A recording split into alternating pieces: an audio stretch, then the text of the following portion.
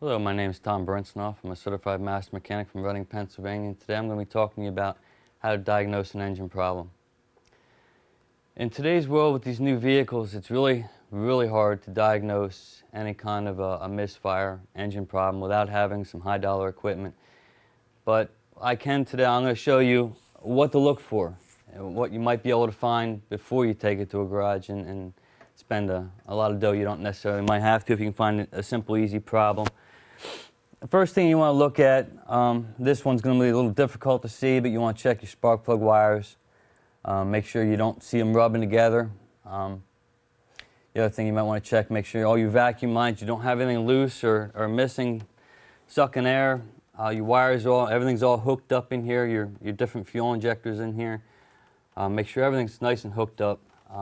Nothing's disconnected, falling apart, poor connections on your injectors here. Make sure any sensor you might see that's got wiring harnesses, wires coming out of it, just make sure they're all nice and tight. Biggest thing, make sure all your fluids are nice and full. Like I said, just go over your vehicle, just make sure everything's in place and where it needs to be. Sometimes you got a vacuum line that might pop off. Unfortunately, this vehicle doesn't have too many of them, but if you look around, a lot of vehicles do operate with various vacuum lines on them. Look, listen, you might actually be able to hear a vacuum leak. Sounds like a little bit of a hissing noise. If you can just push that on and it solves your problem, hey, you're better off than spending $100 taking it to the garage and have them hook the computer up to tell you the same thing. It's just basically look, listen.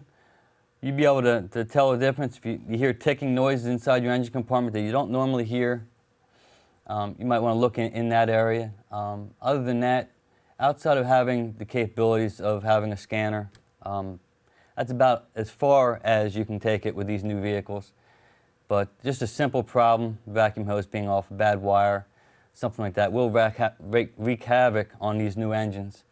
But just look around before you take it into the shop, and most of the times you can find a simple problem and correct it yourself before you spend hundreds of dollars at your local shop.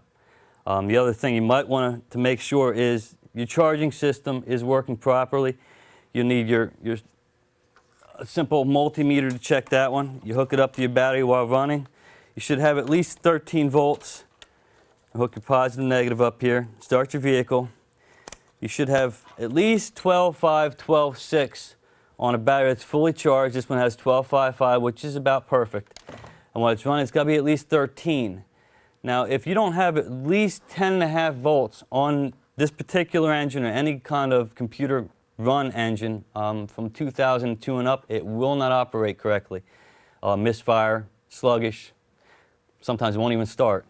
But your biggest thing, make sure your charging system is working. That will itself run havoc on your engine. Outside of that, good luck, and I hope you can fix it.